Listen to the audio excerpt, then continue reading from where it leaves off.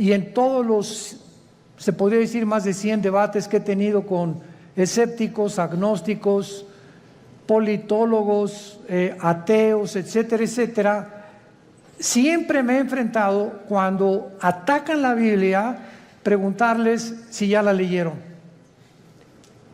Y créanme que casi un 80% de las personas que discuten, agreden o son hostiles a la Biblia o la critican, ni siquiera la han leído.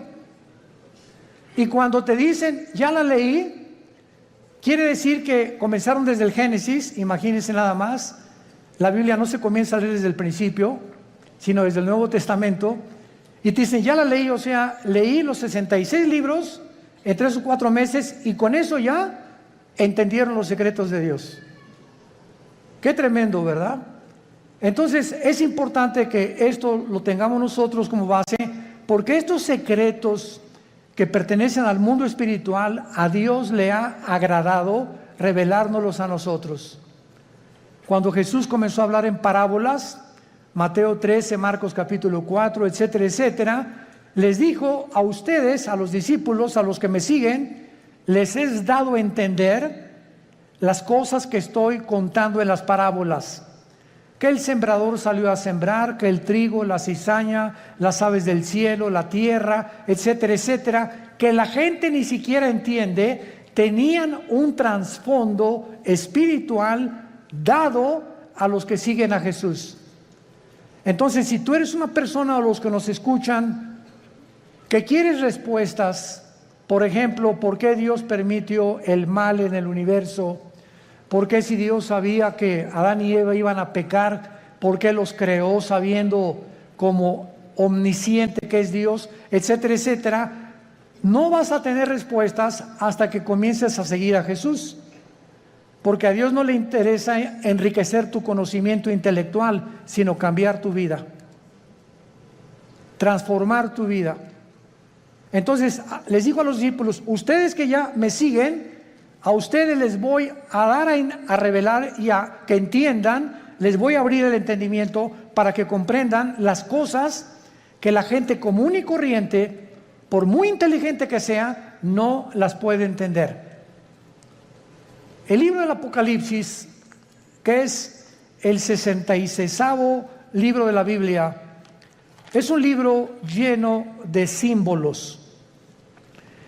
Y todos estos símbolos que aparecen en el Apocalipsis aparecen en el Antiguo Testamento. Casi la mitad de las citas del Apocalipsis vienen del Antiguo Testamento. Entonces, si yo quiero entender en el Apocalipsis qué significa Babilonia, o los 10 cuernos, o las 7 cabezas, o quién es la bestia, necesito tener un conocimiento anticipado del libro de Daniel, del libro del Génesis y del libro de Ezequiel, principalmente para yo poder interpretar o enseñar el Apocalipsis. Entonces, vamos a abordar en esta mañana, en esta serie que me ha parecido veras maravillosa, y yo mismo estoy asombrado cada vez que descubro más y más misterios en la Biblia, el misterio de Babilonia. En la Biblia hay 2 palabras, 2 ciudades que se mencionan más que cualquier otra nación de toda la historia. Y la primera es Jerusalén. Es la que más se menciona desde el Génesis hasta el Apocalipsis. Y la segunda es Babilonia. Cuando la Biblia termina en el Apocalipsis mencionando a Babilonia, a una ramera que vamos a ver ahorita, por eso se le llama un misterio, porque es la madre de las rameras y de las abominaciones de la tierra, tenemos que entender que en el Antiguo Testamento fue en la tierra de Babilonia donde comenzó la brujería, la astrología, el ocultismo, las ciencias ocultas y todo aquello que pertenece a la dimensión satánica tuvo su origen en Babilonia. Ahora bien, la palabra Babilonia y Babel son intercambiables. Pero encontramos nosotros en Génesis capítulo 10 que la primera ciudad que Nimrod se le menciona en Génesis 10 del 8 al 10 como un cazador delante de Jehová. Pero esa palabra delante de Jehová significa en contra de Dios en el original hebreo. Y él fue el primer hombre que levantó Babilonia, que después acabaron levantando una torre, Génesis 11, la torre de Babel, donde Dios tuvo que confundir las lenguas, porque si ellos continuaban con ese sueño, con ese anhelo de llegar al cielo y de tener comunicación con los astros, etcétera, etcétera, ellos iban a acabar completamente destruidos por Dios. Entonces, la gran variedad de lenguajes que hay en el mundo es una manifestación de la misericordia de Dios, porque de otra manera nos acabaríamos todos, pero en 3 días. Entonces, gracias a que unos hablan francés, otros español, otros italiano, etcétera, etcétera, el mundo ha durado casi 6,000 años. Muy bien, ahora Babilonia, aparte en el Antiguo Testamento, aparece con otros nombres geográficamente. Uno de ellos es la tierra de los caldeos. La tierra de los caldeos. Y esta palabra, la tierra de los caldeos, esta frase significa la gente que vivía en Caldea. Y Caldea era Babilonia. Entonces, cuando tú oyes la tierra de los caldeos, es la zona geográfica donde la humanidad se comenzó a levantar en contra de Dios. Y actualmente, geográficamente, se encuentra en la nación de Irak. Ahí lo que es ahorita Irak y Siria, porque en el Antiguo Testamento Irak y Siria era la tierra de la Mesopotamia y no había una división, estas dos naciones no están divididas todavía, y toda esa área geográfica es precisamente donde comenzó la humanidad, de acuerdo a la Biblia. Porque por ahí corre el río Tigris, que nace en en Turquía, son como 3,000 kilómetros y desemboca en el Golfo Pérsico, donde ahorita hay una gran tensión, por cierto, entre Irán, Inglaterra y Estados Unidos, porque Irán continúa apoderándose de los barcos petroleros ingleses, porque está provocando Irán. No sé si leen los periódicos, anoche otro escándalo, que no han soltado el barco que capturaron los iraníes en el Golfo Pérsico, el estrecho de Hormuz, que es exactamente junto a Irán, porque ellos quieren una guerra contra Estados Unidos por el grupo Hezbollah terrorista, para que si Estados Unidos actúa a través de la naval y a través de la guerra y viene un enfrentamiento, entonces entraría a la guerra Israel y bíblicamente los judíos destruirían Elam. Apúntalo, Enrique, L-A-M. Elam es una franja que está dentro de Irán, junto al Golfo Pérsico, pero es la parte más pegada al Golfo Pérsico, al estrecho de Hormuz. Y ahí en Elam, que pertenece a Irán, es donde se encuentran los reactores nucleares más poderosos de Irán. Ahí están las centrifugadoras del uranio 235, que es el elemento químico para producir la bomba atómica o las bombas nucleares. Entonces, de acuerdo a la Biblia, en el libro de Jeremías y en el libro de Ezequiel, se profetizó hace 2500 años que Elam iba a ser destruido, no Irán, porque Irán va a sobrevivir a la guerra de Ezequiel 38 cuando se una con Rusia y Turquía para destruir Israel, cosa que no lo van a lograr. Entonces, Babilonia significa confusión. Confusión. Otras traducciones la han puesto porque en la Torre de Babel querían ellos tener una puerta para con Dios. Querían que era una puerta al cielo que los iba a comunicar con los dioses.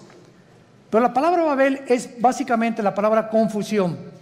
Entonces vemos que nosotros, que desde el principio de la humanidad hasta el final de la humanidad, los seres humanos vivirán confundidos sin Dios.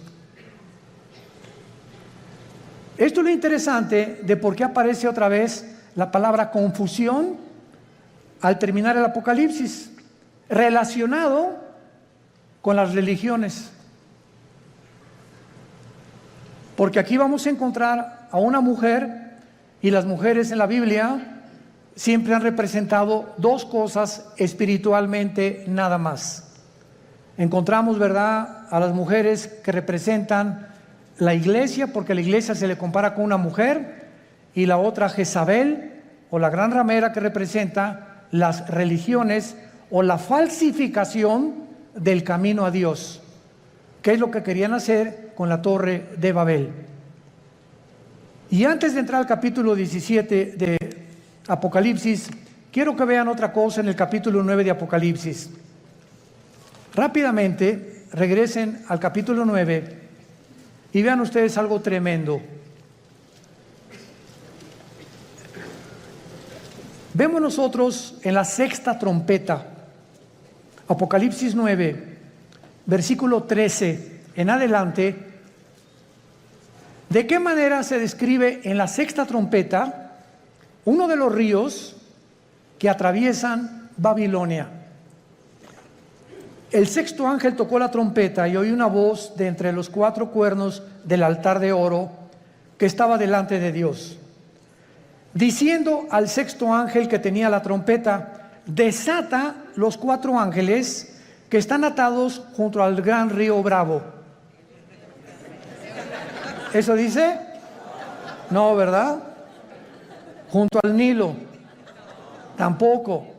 Qué interesante que hay cuatro principados satánicos ahorita atados junto al río Éufrates, que es el río que atraviesa Irak y Siria, y que desemboca en el Golfo Pérsico, donde hay una gran posibilidad que estalle una próxima guerra.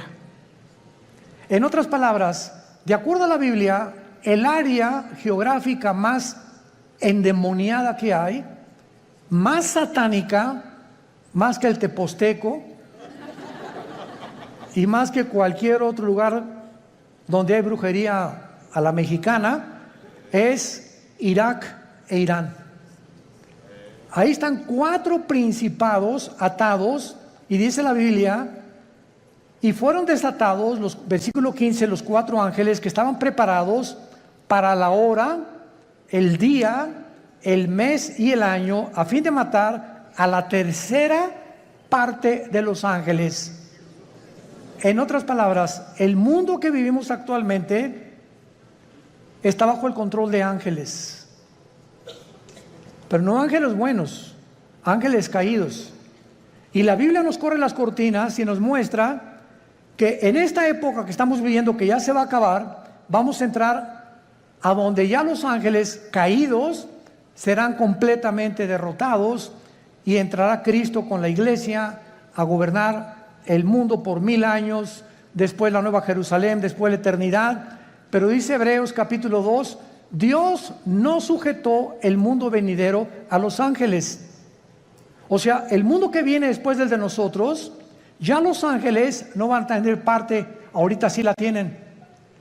Y esto lo explica el capítulo 10 de Daniel, el capítulo 7 de Daniel, el capítulo 2 de Daniel, Ezequiel capítulo 28, Isaías capítulo 14, etcétera, etcétera, donde cada nación, Grecia, Egipto, los medos, los persas, los romanos, los babilonios, todos tenían ángeles que les decían a los gobernantes lo que tenían que hacer. Y eso el mundo pues no lo sabe, ¿verdad? Por eso se nos manda a orar por nuestro gobierno, porque hay ángeles que están influenciando tremendamente los asuntos del mundo terrenal donde tú y yo vivimos. Muy bien, vayamos pues a Apocalipsis 17 y veamos este conflicto y este misterio que vamos a resolver que es el primero de Babilonia. Vino entonces uno de los 7 ángeles que tenían las 7 copas y habló conmigo diciéndome: ven acá, te mostraré la sentencia contra la gran ramera, la que está sentada sobre muchas aguas. Brínquense al versículo 18. ¿Quién es la ramera? Y la mujer que has visto es una ciudad.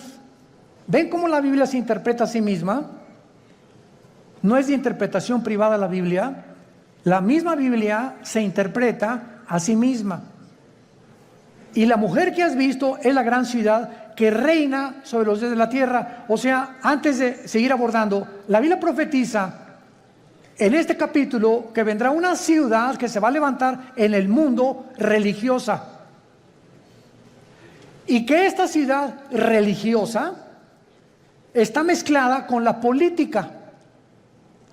Y que al mismo tiempo esta ciudad va a gobernar la política durante 3 años y medio, y la política que va a reiniciarse con el anticristo va a matar a la mujer, o sea, va a incendiar esta ciudad, y entonces los últimos 3 años y medio de la gran tribulación vendrá la persecución del anticristo. Entonces, los primeros 3 años de la tribulación, la persecución es religiosa, y los últimos 3 años es política.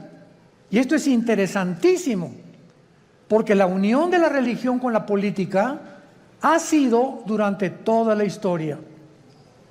Un ejemplo, para que no se empachen. ¿Cuáles son los 2 poderes que mataron a Cristo? Los 2 espíritus que mataron a Cristo. El espíritu religioso. No fue el espíritu comunista, ni socialista, ni el espíritu ateo, fue el espíritu religioso y el espíritu político. Cuando salió Pilato ante el pueblo, le gritaron los líderes religiosos: crucifícale. El poder religioso, representado por los fariseos, influyó en el poder político de Pilato. Él representaba como procurador, y Pilato se lavó las manos y dijo: es que yo no encuentro ningún mal en este hombre. Y entonces ellos comenzaron a gritarle: crucifícale, crucifícale y entréganos a Barrabás, porque la costumbre era que cada Pascua se soltara a un preso político. Entonces vemos nosotros cómo el poder político cede a la presión del poder religioso, y entre los 2 se encargan de matar al Mesías del mundo. Y desde entonces, antes y por toda la historia, vemos todos los emperadores con brujos. Siempre los emperadores y los presidentes y los gobernadores siempre han tenido personas del mundo del ocultismo.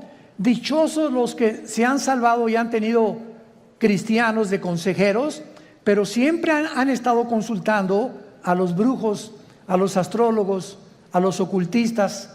Los invitan a sesiones espiritistas para que invoquen espíritus, pero la unión entre el mundo religioso del oculto, lo vamos a descubrir. El mundo religioso pertenece al ocultismo. Se van a sorprender de muchas cosas. Y por eso es tan satánico, porque es el que controla el gobierno político. Y así ha sido durante toda la historia. Y cuando el anticristo, antes de que él pueda tomar el poder del mundo, va a necesitar, Apocalipsis 13, al falso profeta. ¿Quién es el falso profeta? Va a ser un líder religioso que va a unir a todas las religiones del mundo en una sola.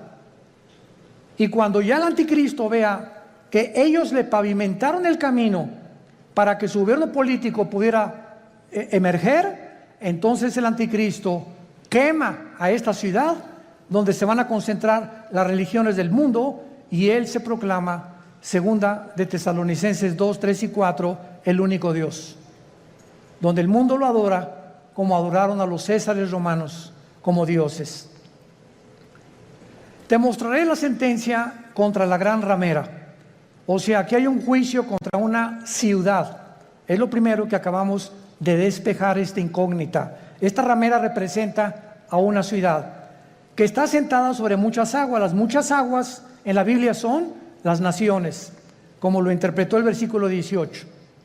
Y dice así, versículo 2, con la cual han fornicado los reyes de la tierra, y los moradores de la tierra se han embriagado con el vino de su fornicación.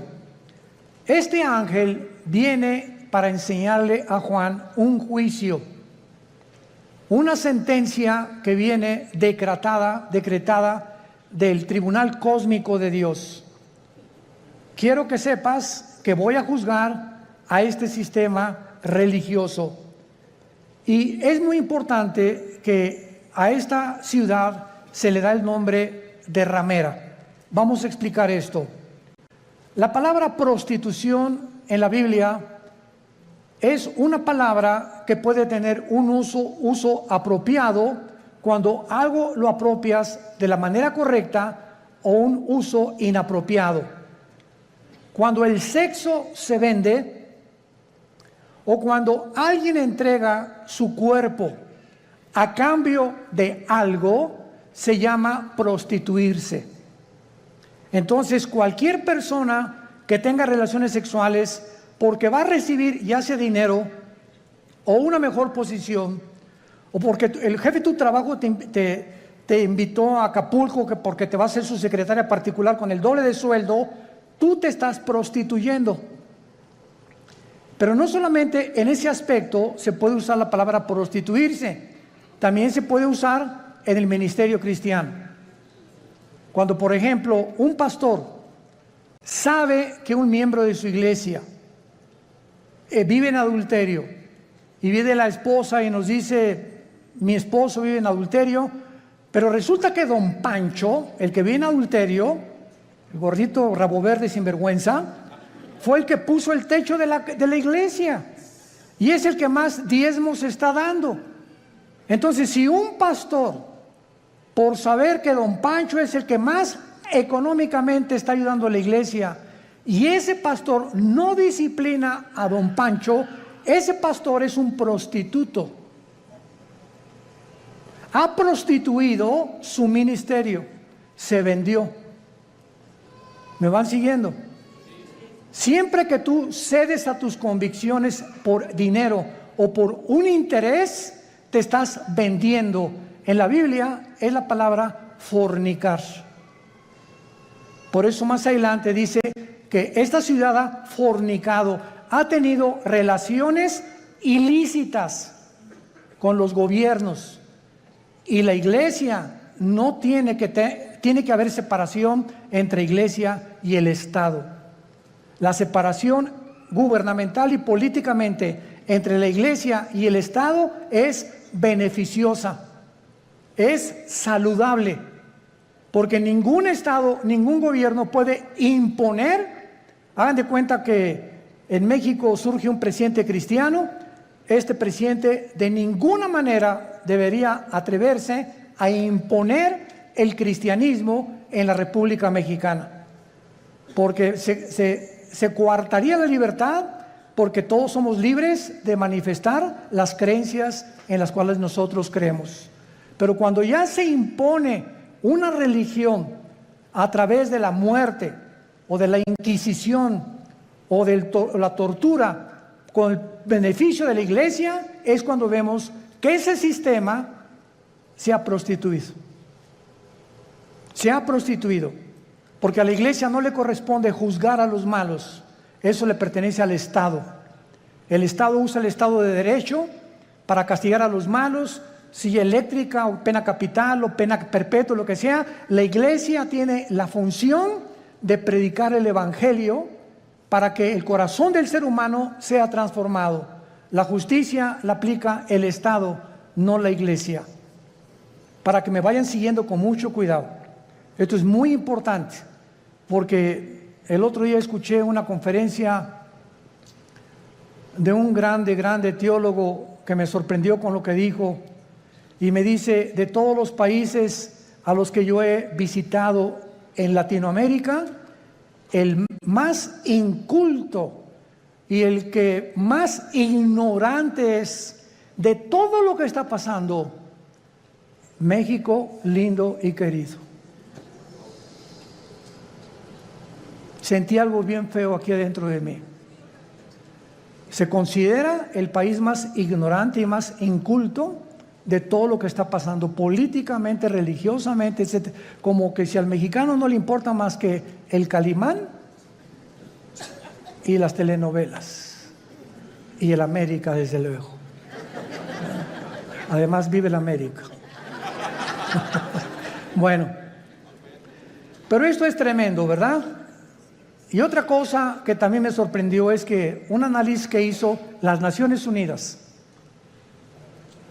fue que en Europa el promedio de la gente normal, desde los 10 años de edad hasta los 25 o 30 años de edad, cualquier europeo de cualquier nación de Europa ha leído antes de los 25 años por lo menos 6, 7 libros al año. Y en México, 1 al año. Y con trabajo no lo acabaron. ¿Se imaginan? Estamos con el esto, con el Calimán, la televisión, ausentes completamente de cultivar nuestro espíritu, nuestra mente intelectual. Me gradúo de abogado y jamás me vuelvo a meter a la jurisprudencia ni a los libros. Me gradúo de médico, no me actualizo con todos la tecnología impresionante en la medicina que hay actualmente. Por ejemplo, no sé cuántos de ustedes han notado que ya no uso lentes. Asústame. No es para que se asusten, ¿verdad? Pero es increíble. Tengo como 40 años usando lentes. Yo tenía hipermetropía, estigmatismo y no podía leer. Ahorita tengo una visión de 20/20, impresionante. ¿Saben lo que me hicieron? Resulta que hay...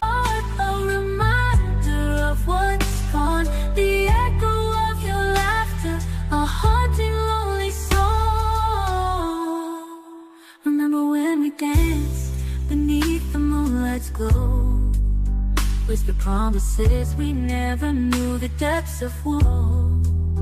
Now the silence screams an unbearable aching flow. I'm left alone to pick up the pieces, watch the memories go. Maybe someday the pain will subside. Maybe someday I'll find peace inside. But for now I'm lost in the wreckage of our pride, haunted by the ghost of love, the way you said goodbye. Scars of love etched upon our soul, a symphony of pain. Y en Dallas, Texas, está uno de los médicos oftalmólogos que trajo el rayo láser. Pero a mí no me hicieron nada más el rayo láser, sino que me hicieron 2 implantes de la oftalmología, 2 implantes intraoculares. O sea, me metieron 2 ojos o 2 lentes, no sé. Y cuando yo le pregunté al oftalmólogo después, duró 16 minutos la cirugía. Primero uno y como al mes me hicieron el otro. Y le dije, bueno, ¿cómo está esta explicación? Y me dice, mira, hay 5 tipos de lentes. El que te metimos a ti se llama ultralight. ¿Qué significa esto? Con un rayo láser te perforamos una incisión milimétrica y por un tubo te metimos un lente envuelto como un taco. Y entró el lente y dentro de tu ojo se abrió como una tortilla. Y entonces se tiene que ir pegando a la parte de atrás, al tejido. Y en ese momento, bueno, me dieron entrenamiento, ¿verdad? Todos los días me dieron que tenía que hacer una pluma así, acercármela a todo, nomás como 50 o 100 veces, hasta que ya pudiera ver de cerquito. Ahorita ya no necesito nada, ya puedo ver de lejos, ya la luz casi no me molesta. Pero es impresionante la tecnología de la oftalmología y de todas las demás ramas de la ciencia del siglo XXI. A mi hijo Caleb le hicieron en 7 minutos el láser, nada más que a él no le hicieron cirugía. A él con el puro láser le quitaron los problemas que tenía de la vista con una garantía de 35 años. Ahí me dieron hasta que venga el Señor por nosotros. Y sí, ya para qué quiero más, ¿verdad? Bueno, pero este es el mundo que estamos viviendo, ¿no? Entonces, están pasando muchas cosas en el mundo y tenemos que estar actualizados, tenemos que estar leyendo revistas, actualizándonos, ¿verdad? Las noticias para saber y enterarnos cómo está la cosa, y tenemos que tener hambre, pero más que nada, hambre de la Biblia. Muy bien. Entonces, la prostitución en este pasaje, la ramera, representa, si lo quieres apuntar, la prostitución de la religión. Cuando la religión se vende, cuando la religión ofrece, dame dinero y tu hijo va a ser sanado, dame dinero y la maldición se irá de tu casa, o manda dinero y vas a recibir a cambio algo. Esta religión está negociando la salud y se está prostituyendo. Porque la Biblia dice que Dios ama al dador alegre, no por necesidad, ni por coerción, ni por amenaza, ni porque si no mandas, la maldición de Tutankamén caerá sobre tu casa. Ahí es cuando vemos la prostitución de la religión. Hace poco acaban de capturar a un hombre, ¿verdad?, en Estados Unidos, líder de una secta que se llamó La Luz del Mundo en México, que no se imaginan ustedes, ¿verdad? No son millonarios, son multimillonarios. Y lo más asombroso es que el 70% de las gentes que van a estos millones de personas que pertenecen y el dinero que tienen, son gente humilde, son gente de pobres, o sea, de la clase indígena y de casi, como decía Cantinflas, desleídos y deslustrados. No son muchos profesionistas, ni mucho menos. Y estas personas, ¿verdad?, tenían comandos armados. Cuando ese hombre viajaba con guardaespaldas, con ametralladoras, etcétera, etcétera, y llegó a convencer a la gente de que él era Dios. Y cuando él entraba a la iglesia había un trono literal, donde él se sentaba con muchachas junto y muchachas por acá a los lados, y entraba y lo comenzaban a adorar como Dios. En otras palabras, él estaba vendiendo, prostituyendo la religión. Y así hay cantidad de sectas, e inclusive se puede dar en iglesias cristianas. Cuando los líderes, vuelvo a repetir, por causa del dinero o por conveniencia del dinero, se venden y sus convicciones las crucifican para poder obtener lo que ellos están ofreciendo mediante milagros. Este es el problema de las religiones que se prostituyen. Muy bien.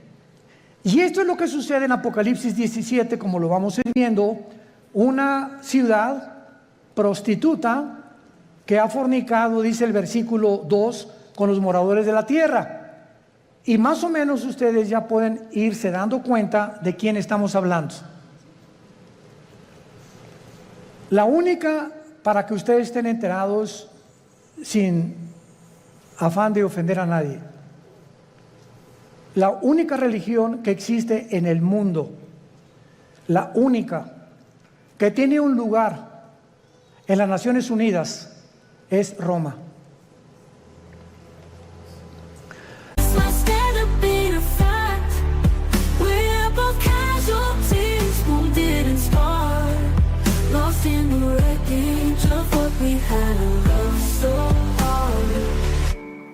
We tried to mend the cracks, to fill the void, but the chasm grew wider, our love destroyed. The whispers turned to shouts, the screams became a roar, leaving nothing but ashes upon the battlefield floor. Now the walls are cracking, the foundation's weak, every word a dagger, every touch a shriek. My heart's a prisoner, trapped in a cage of pain, haunted by memories, driving me insane. This is the end, the final act, never last. Love's not stand up in a fact. La única religión que durante 18 siglos en Europa no permitía que los reyes se casaran más que con los que ellos autorizaban. La única religión que exigió que si no te convertías a Roma durante 350 años, nombró un papa a Torquemada, un hombre español, con la Inquisición, donde los abrían los cuerpos, les quitaban el pelo, los rapaban, pero con todo y la piel, les sacaban los ojos, los sentaban en estacas, los quemaban vivos a judíos y a cristianos, porque no aceptaron que Roma es la única religión que salva. Y hasta el siglo XXI, los estatutos romanos continúan enseñando lo mismo. Fuera de Roma no hay salvación. Esto es impresionante. Cuando yo tenía 12 años de edad, les he contado a muchos, fuimos educados, mi hermano Alejandro y yo, en colegios lasallistas, San Juan Bautista de la Sal. Y a los 13 años vivíamos en Acapulco, entré al seminario, yo quería ser cura, porque nos enseñaron los hermanos lasallistas en aquel tiempo el latín, en aquel tiempo éramos acólitos, el cura daba la misa en latín, cuando entraba supuestamente al altar, ¿verdad? Entraba y decía, introibo al altar de Deu, Justifica Juventudes Meam, me introdujo al altar de Dios a ofrecer los sacrificios por los vivos y por los muertos. Ya le contamos en latín los acólitos. Y cuando uno de los grandes dirigentes ahí llegó a visitarnos al seminario, nos dijo, ustedes están ya en el tiempo de hacer un voto de celibato sacerdotal. Y pues éramos como 10 o 12 muchachos de 14, 15 y 6 años de edad, y nos volteamos todos a ver qué significa el voto del celibato sacerdotal. Entonces nos dijo este prelado religioso, significa que ustedes tienen que hacer un voto que nunca se van a casar y que su única fidelidad va a ser a Roma, nada más. Oiga, ¿y por qué no quiere que nos casemos? Porque si se casan, el dinero lo gastan en la familia y ya no lo mandan a Roma. Esa es la razón por la cual no les conviene que se casen.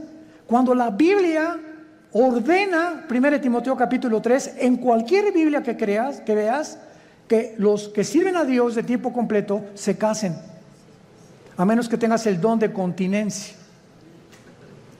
Pero esto es increíble. Ahí fue cuando yo me decepcioné, ¿verdad?, de la religión. Lloré, le dije a mi papá, yo ya no creo en nadie, y me hice ateo.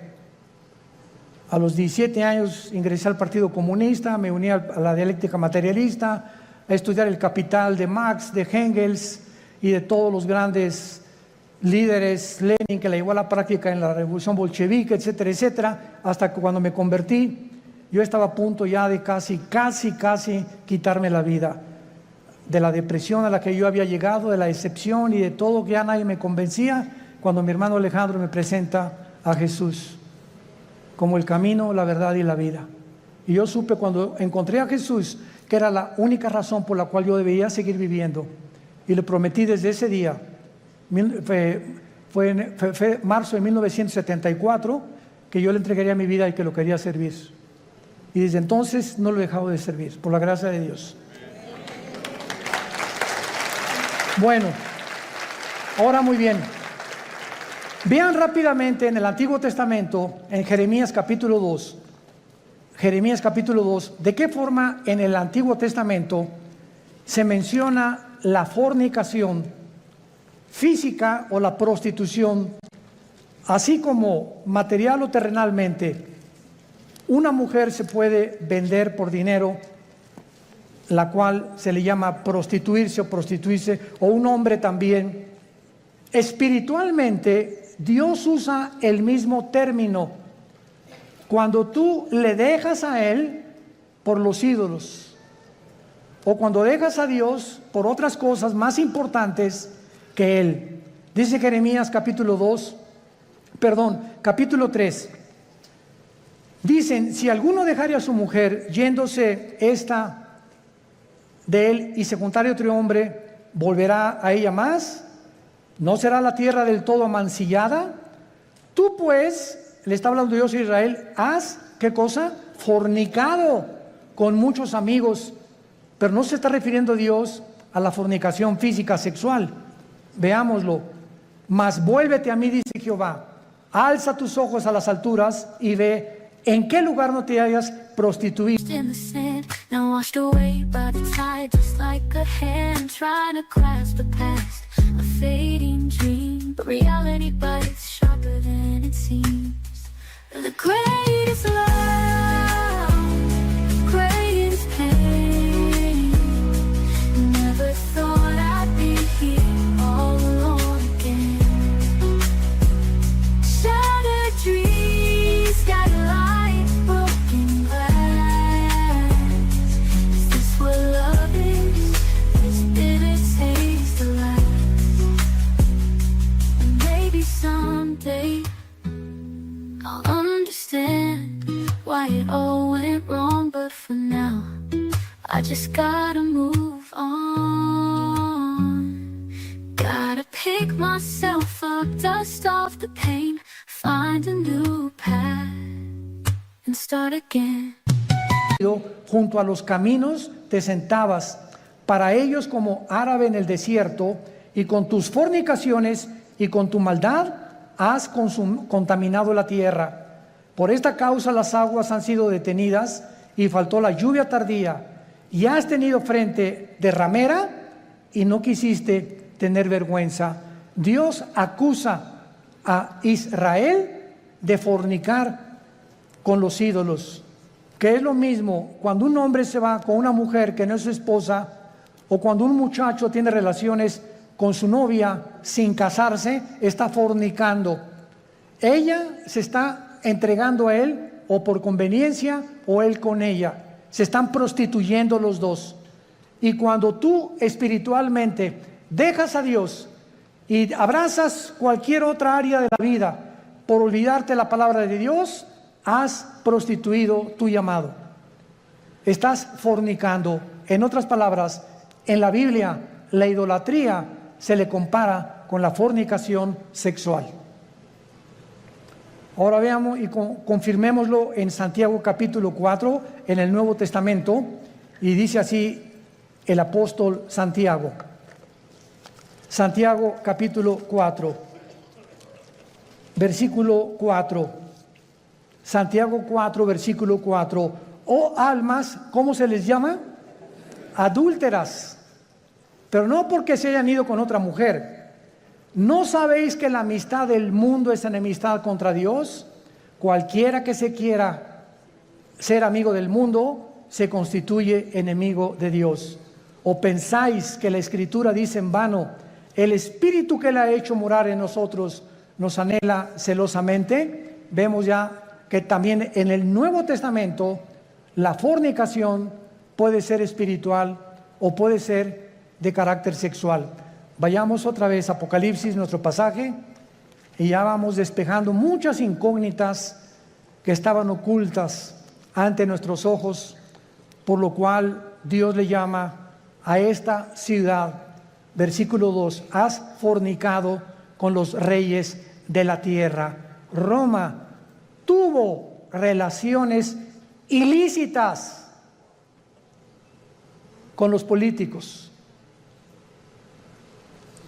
Cuando Constantino en el año 325 después de Cristo, apúntalo, fue el último emperador romano, fueron los emperadores los que le hablaron a una persona para darle el título de pontífice. Fue el primer título que se le dio a un dirigente en Roma. La palabra pontífice significa constructor de puentes en el latín. Constructor de puentes, o sea, vamos a nombrar a una persona, síganme con cuidado, que tenga relación con Dios y que nosotros a través de esa persona podamos comunicarnos con Dios. Cuando 350 años antes, la Biblia dice, porque no hay más que un solo mediador, Hechos 4:12, entre Dios y los hombres, Jesucristo. Entonces, Roma toma el lugar de Jesús Y dicen que ellos a través actualmente de cualquier cura o cualquier padre te tienes que ir a confesar. Él te da una penitencia de, no sé, 30, 40 veces Marías o lo que tú quieras decir, y en ese momento tus pecados son perdonados. ¿Qué dice la Biblia? Que no tenemos ya a nadie desde Cristo en nuestros días a quien contarle nuestros pecados más que a Jesucristo, hombre. Primera de Juan 1, 8 y 9. Si confesamos nuestros pecados, Él es fiel y justo para perdonarnos y limpiarnos de toda maldad. ¿Se dan cuenta cómo cuando comenzamos a estudiar se nos comienzan a caer las vendas? Pero cuando el mexicano o el latinoamericano no quiere estudiar y no quiere leer, te puedes quedar 20, 30 años y te encierras en una cárcel de religión. No, yo estoy bien, y ahí tienes enfrente la luz y te niegas a verla. Porque puede más tu orgullo religioso que la verdad. Juan capítulo 3, y esta es la condenación, que la luz vino al mundo y los hombres amaron más las tinieblas que la luz, porque sus obras eran malas. Muchos no quieren venir a la luz, no porque no puedan, sino porque no les conviene. Prefieren permanecer en esa cárcel que salir de esa cárcel y servir al Dios vivo y verdadero. Veamos ahora en segundo lugar que dice el versículo 2, que esta relación ilícita que le llama fornicar con los reyes de la tierra, o sea, una relación política religiosa que no debe existir.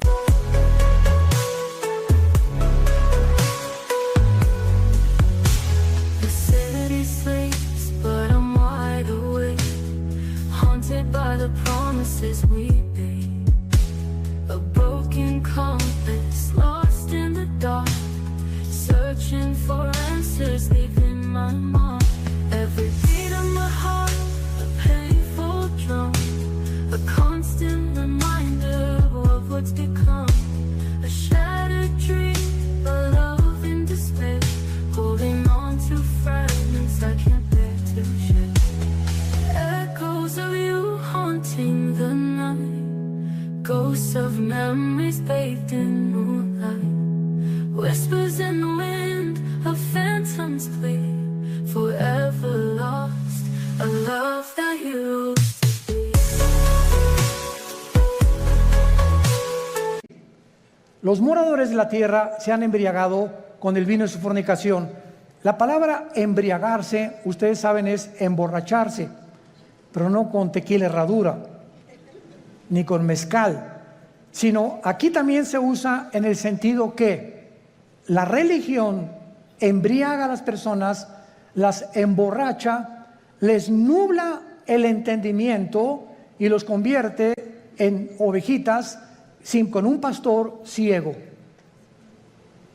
Entonces, cuando tú estás en algún movimiento religioso y abundan en el mundo entero y no entiendes, ni lees, ni conoces, sigues como borrego, simplemente porque pues ahí va tu familia, o porque ahí van tus amigos, o porque te cautivó esa persona que se dicen dioses, etcétera, etcétera, estás como borracha. Caes en una trampa tremenda. ¿Se acuerdan de Jim Jones? 1978, que se llevó a 1,000 personas a la Guyana junto a Venezuela. ¿Se acuerdan de David Koresh, que en Waco, Texas, dijo que él era el ángel del Apocalipsis? ¿Se acuerdan de Juan Carlos Miranda, recientemente, que dijo que él era primero el anticristo, pues que era Jesucristo? Y así este señor de la luz del mundo, que dijo que él era también el único que debían de adorarlo, y cuando llevaba en su haber 7 o 4 niñas violadas. ¿Qué le pasa al mundo? Te puedes preguntar, ¿no? O sea, qué fácil somos engañados, qué fácil es caer en una secta por no estudiar. Mi pueblo pereció porque no tuvo conocimiento. ¿Ven la importancia de prepararnos? Ahora veamos aquí en el versículo 3 que el Espíritu Santo traslada o transporta a Juan a un desierto. Y ahí en el desierto tiene una visión tremenda el apóstol Juan. ¿A quién ve a Juan? ¿A quién ve? A una mujer sentada sobre una bestia escarlata. El color escarlata es el color de los dragones. Es un color rojizo, que es el color que se asocia con la sangre, con la guerra y también con Satanás. Entonces vemos ahí una mujer sentada o montada sobre una bestia escarlata. Y esta bestia tenía llena de nombres de blasfemia, que tenía 7 cabezas y 10 cuernos. Nuestro paso actualmente ahorita es tratar de descifrar qué significa la mujer sentada sobre esta bestia. Muy bien, esta bestia en el versículo 8 nos da la interpretación. La bestia que has visto era y no es, y está para subir del abismo e ir a perdición. Número 1, esta bestia es el nombre que el Espíritu Santo le da a una imagen o a un principado satánico que ya había existido antes en el mundo. ¿Se acuerdan de los 4 ángeles atados junto al río Éufrates? ¿Quiénes creen ustedes que sean esos 4 ángeles? Porque si estaban atados no es porque vivían en Disneylandia, ¿verdad? Sino que eran 4 ángeles que ocasionaron un daño tan grande en la historia humana que Dios los encerró y los va a soltar al final de la gran tribulación cuando nosotros ya no estemos ahí. Pero en el capítulo 10 de Daniel se nos revela que cuando Dios envió un ángel a la tierra para comunicarle a Daniel el futuro de Israel con la profecía de las 70 semanas, otro principado satánico se atravesó y lo interrumpió durante casi 3 semanas, que mientras había una guerra en la dimensión espiritual, Daniel se encontraba en la tierra orando. En esas 3 semanas hubo una guerra espiritual sin que Daniel lo supiera. Y esas oraciones de Daniel hicieron que viniera el ángel y bajara Miguel, el arcángel y comandante en jefe de las huestes de los ángeles buenos de Dios, para que ese ángel fuera librado y llegara a la tierra, a Jerusalén, a Babilonia, y le entregara a Daniel el recado. Y entonces ahí el ángel le dice a Daniel: me detuvo el ángel de Persia. En otras palabras, el principado que estaba gobernando el imperio pérsico, que es el imperio de Irán, porque en 1935 se le cambió de Persia a Irán, era un principado satánico. ¿Y cuáles son los 4 imperios que Daniel menciona? Babilonia, los medos y los persas, los griegos y los romanos. Estos 4 ángeles del Apocalipsis de la 6ª trompeta son los 4 ángeles